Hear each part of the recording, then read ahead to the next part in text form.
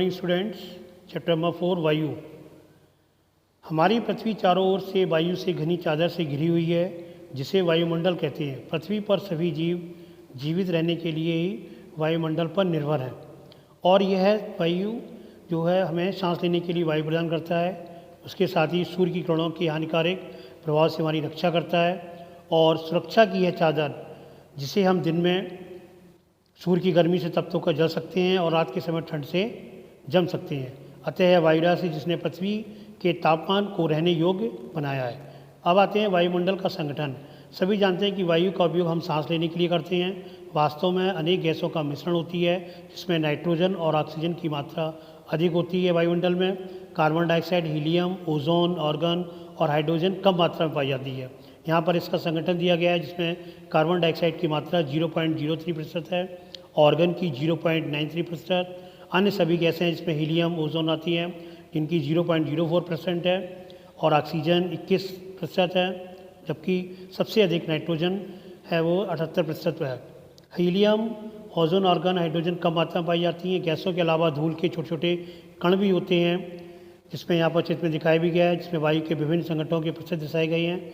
Nitrogen वायु में सर्वाधिक पाई जाने वाली गैस है, और जब हम सांस लेते हैं तब ये फेफड़ों में नाइट्रोजन ले जाते हैं और कुछ समय बाद उसको बाहर निकाल देते हैं। परंतु पौधों को अपने जीवन के लिए नाइट्रोजन की आवश्यकता होती है। वे सीधे वायु से नाइट्रोजन नहीं ले पाते, क्योंकि पौधे हैं वो प्रकाश संश्लेषण की क्रिया में कार्बन डाइऑक्साइड लेते हैं और ऑक्सीजन को बाहर निकालते हैं, जिसे हम लोग लेते हैं। कुछ पौधों की जड़ों के रहने में जीवाणु वायु नाइट्रोजन से लेकर के इसके स्वरूप बदल देते हैं। ऑक्सीजन वायु में प्रचुरता से मिलने वाली दूसरी गैस है। पहली नाइट्रोजन हो गई और दूसरी ऑक्सीजन हो गई। मनुष्य तथा पशु सांस लेने में वायु से ऑक्सीजन प्राप्त करते हैं। हरे पादप प्रकाश संश्लेषण द्वारा ऑक्सीजन उत्पन्न करते हैं। इस प्रकार वायु में ऑक्सीजन की मात्रा समान बनी रहती है। यदि हम वृक्ष काट दें तो इसका क्या निश्चित संतुलन बिगड़ जाएगा। कार्बन डाइऑक्साइड अन्य महत्वपूर्ण गैसें हरे पादप भोजन के रूप में बनाते हैं। मनुष्य तथा पशुओं द्वारा बाहर छोड़ने वाली कार्बन डाइऑक्साइड की मात्रा पादपों द्वारा प्रयोग की जाने वाली मात्रा से गैस के बराबर होती है, जिसमें यह संतुलन बना रहता है। परंतु यह संतुलन प्रतिवर्ष करोड़ों कार्बन डाइऑक्साइड की बढ़ोतरी करते हैं। परिणाम स्वरूप कार्बन डाइऑक्साइड का बढ़ा हुआ आयतन पृथ्वी पर मौसम और जलवायु को प्रभावित करता है। इसी का आयतन यहाँ पर कुछ परिवर्तन दे रखा है। भूमंडलीय तापन आज के विश्व में एक गंभीर समस्या है। आए दिन इसमें अखबारों के द्वारा चर्चाएँ होती हैं। कहीं पर ग्लोबल सनस्क्रीन लाइकली इन्हें लिखा हुआ है, और वार्मिंग अनस्टॉपेबल, बहुत सारी चीज़ें इनके सामने आती रहती हैं। अगला टॉपिक आता है वायुमंडल की संरचना। वायुमंडल की संरचना 5 परतों में विभाजित है, जिसमें सबसे ऊपरी परत है क्षोभ मंडल, समताप मंडल, मध्यमंडल, वायुमंडल एवं बहिर्मंडल। क्षोभ मंडल जो है यहाँ पर एक चित्र के माध्यम में बना हुआ है। इसमें सभी क्रम अनुसार दिखाया गया है कितने किलोमीटर की ऊंचाई होती है। यहाँ पर फर्स्ट नंबर पर आते हैं क्षोभ मंडल। यह परत वायुमंडल में सबसे महत्वपूर्ण परत होती है, क्योंकि इसकी औसत ऊंचाई 13 किलोमीटर है। हम इसी मंडल में मौजूद वायु में सांस लेते हैं। मौसम के लगभग सभी घटनाएं, जैसे वर्षा है, कोहरा है और ओलावर्षण है, ये सब इसी परत के अंदर होती हैं। दूसरा आता है समताप मंडल। क्षोभ मंडल के ठीक ऊपर का भाग है वो समताप मंडल कहलाता है, जिसका लगभग 50 किलोमीटर ऊंचाई होती है। वह परत बादलों और मौसमी संबंधी घटनाओं से लगभग मुक्त, यानी बादल और मौसम से मुक्त होती है। इसके फलस्वरूप यहाँ की परिस्थितियाँ हवाई जहाज उड़ाने में करते हैं। समताप मंडल की एक महत्वपूर्ण विशेषता यह है कि इसमें ओजोन गैस की परत जाती है। मध्यमंडल वायुमंडल की तीसरी परत है। यह समताप मंडल के ठीक नीचे होती है। किलोमीटर इसमें 80 किलोमीटर की ऊंचाई तक फैली है। वायुमंडल, इसके लिए वायुमंडल में बहुत ऊंचाई तापमान अधिक तीव्रता से बढ़ता है। अगला आता है बहिर्मंडल। ये वायुमंडल की सबसे ऊपरी परत है, वायुमंडल के नाम से जाना जाता है। इसमें वायु पतली परत होती है, जिसमें हल्की गैसें, हीलियम है, ये सारी गैसें आती हैं। अब आता है मौसम। इसमें मौसम, जलवायु, क्या आज वर्षा होगी, इसके बारे में जानकारी, धूप निकलेगी नहीं निकलेगी। तो ये लोग क्रिकेट वगैरह वाले या देशवी मैच होता है, इनमें भविष्यवाणी करते देखते हैं। तो जो घटना नियंत्रण बटनों से मौसम वायुमंडल प्रत्येक घंटे दिन प्रतिदिन की स्थिति होती है।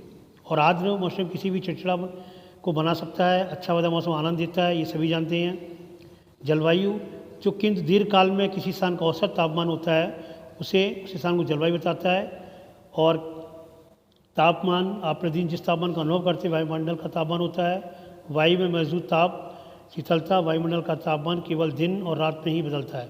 आतपन, आतपन एक महत्वपूर्ण कारक है जो तापमान के वितरण को प्रभावित करता है, से प्रतिरोध आतपन कहलाती है। यहाँ पर तापमापी जो है वो तापमान मापता है, वायुदाब मापी वायुदाब मापता है, वर्षा मापी वर्षा की मात्रा को मापता है, और वात दिग्दर्शी पवन की दिशा को दर्शाता है। इसके अतिरिक्त यहाँ आप समझ गए कि ध्रुव बर्फ से क्यों ढके हुए हैं। यदि पृथ्वी, इसके बाद आता है क्योंकि अपेक्षा नगरों तापमान अधिक होता है। दिन के समय असल्ट से बनी सड़कें और धातु कंक्रीट बने भवन गर्म हो जाते हैं, देखते हमेशा रात में उष्मा से मुक्त हो जाती है। वायु दाब, वायु दाब क्या है? वायु दाब एक पृथ्वी की सतह पर वायु के भार द्वारा लगाया गया जो दाब होता है वो वायु दाब कहलाता है।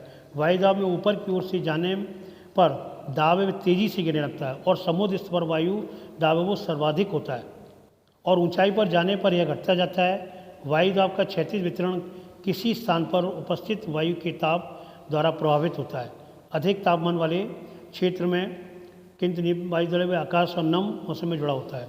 पवन, उच्च दाब क्षेत्र में निम्न दाब क्षेत्र की ओर वायु की गति को पवन कहते हैं। पवन को कम काम करते देखते हैं। जब यह सड़क पर गिरी पत्तियों को उड़ाती है तो तूफान के समय पेड़ों को उखाड़ देती है। कभी कभी जब पवन धीरे बहती है तो आप इससे वहीं धूल या धुएं को उड़ाते देख सकते हैं। कभी पवन इतनी तेज होती है कि इसकी विपरीत दिशा में चलना कठिन हो जाता है। इसकी जिसमें कई प्रकार की, इसमें मुख्यतः पवन को 3 प्रकारों में विभाजित किया गया है। स्थायी पवनें जो व्यापारिक, पश्चिमी और गर्मी पवनें स्थायी पवनें हैं, ये वर्ष भर लगातार निश्चित दिशा में चलती रहती हैं। नंबर 2 आता है मौसमी पवनें। ये पवनें विभिन्न ऋतुओं में अपनी दिशा को बदलती रहती हैं। उदाहरण के लिए भारत के मानसूनी पवनें कहलाती हैं। स्थानीय पवनें, जो कि ये पवनें किसी छोटे क्षेत्र, वर्ष या दिन किसी विशेष समय में चलती हैं। उदाहरण के लिए स्थल एवं समुद्री समीर। आपको भारत के उत्तरी क्षेत्र में गर्म और शुष्क पवन जो चलती है उनको हम क्या बोलते हैं? लू। यहाँ पर आपका एक वृत्त दिया है, वृत्ताकार, इसमें यह ध्रुवीय पूर्वी पवन है। उसके बाद अधोध्रुवीय निम्न दाब है। सनातन पछुआ पवन है। उसके बाद उष्ण उच्च से कर्क रेखा के नीचे उत्तर पूर्वी व्यापारिक पवनें हैं। और भूमध्य रेखीय निम्न दाब मकर रेखा के ऊपर दक्षिणी पूर्वी व्यापारिक पवनें। उस उपोष्ण उच्च दाब हॉर्स अक्षांश जिसे बोलते हैं। सनातन पछुआ पवन, अधो ध्रुवीय निम्न दाब, ध्रुवीय पवन और उच्च दाब। ये ऊपर दिया गया 90 डिग्री उत्तरी ध्रुव है आपका, और 90 डिग्री दक्षिणी ध्रुव। उसके बाद यहाँ पर एक चित्र के माध्यम दिया गया चक्रवात प्राकृतिक आवेश। 17-18 अक्टूबर 1999 को राज्य के 5 जिलों में चक्रवात आया था, जो जिससे के करने महाचक्रवात आया, जिसने राज्य के कई बड़े तबाही मचाई। मुख्यतः पवन का वेग, वर्षा तथा ज्वारीय प्रोत्कर्षण से हानियाँ हुई। 260 किलोमीटर प्रति घंटे तक का वेग माना उसकी जो गति थी वो 36 घंटे से भी ज़्यादा समय तक चलती रही। तीव्र वेग वाली इस पवन के पेड़ों को उखाड़ दिया, कच्चे घरों को नष्ट कर दिया, अनेक औद्योगिक भवनों तथा अन्य घरों की छतों को भी उड़ा दिया। चक्रवात के फलस्वरूप लगातार 3 दिन वर्षा होती रही। इससे वर्षा के कारण काफ़ी नुकसान उठा। चक्रवाती पवनों के कारण उठी ज्वारीय तरंगें स्थल पर 20 किलोमीटर तक आ गई थीं, और फलस्वरूप तटीय क्षेत्र में अचानक 7 से 10 मीटर ऊंचाई ज्वारीय तरंगें आ गई, जिसके कारण तैयार खड़ी धान की फसल पूरी तरह नष्ट हो गई। और 25 अक्टूबर 1990 को पूर्वी पोर्ट ब्लेयर के निकट थाईलैंड की खाड़ी में अवदबाव के कारण भी ये स्थिति हुई। अब आते हैं आर्द्रता। जब जल पृथ्वी पर विभिन्न जलराशि में वाष्पित होता है तो यह जलवाष्प बन जाता है, और वायु में किसी भी समय जलवाष्प की मात्रा को आर्द्रता कहते हैं। जब वायु के जलवाष्प की मात्रा अधिक होती है तो उसे हम आर्द्र दिन कहते हैं। जैसे जैसे वायु गर्म होती जाती है वैसे वैसे परिवर्तन होता जाता है। चित्र में देखा गया चक्रवाती वर्षा, इसमें ठंडी वायु गर्म वायु है, इधर पर्वतीय आर्द्र वायु, और इधर संवहनी वर्षा गर्म वायु दे रखा है। जब गर्म हवाएँ चलती हैं पृथ्वी पर जल के रूप में गिरने वाला वर्षा कहलाता है। ज़्यादातर भौम जल वर्षा के जल से प्राप्त होता है। पौधे जल संरक्षण में मदद करते हैं। जब पहाड़ी पार्श्व में पेड़ काटे जाते हैं बहता है, और नीचे इलाकों में बाढ़ का कारण बनता है। पौधे तथा जीवों की जीवित रहने के लिए वर्षा बहुत महत्वपूर्ण है। इससे धरातल को ताज़ा जल प्रदान होता है। यदि वर्षा कम हो तो जल की कमी और तथा सूखा होता जाता है। आज इसी के साथ ये टॉपिक समाप्त होता है। Thanks, have a good day.